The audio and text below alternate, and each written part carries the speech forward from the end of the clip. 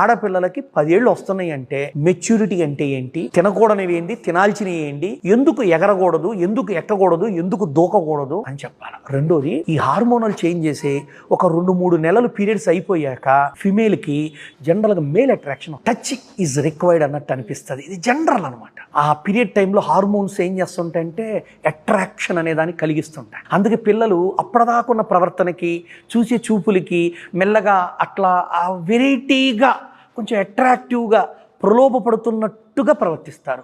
అటువంటి behavioural activities కూడా చెప్పాలి. అది చెప్పకపోవటం కూడా ఒక తప్పే. దాని అవేర్నెస్ తేవాలి, సైన్స్ జ్ఞానం చెప్పాలి.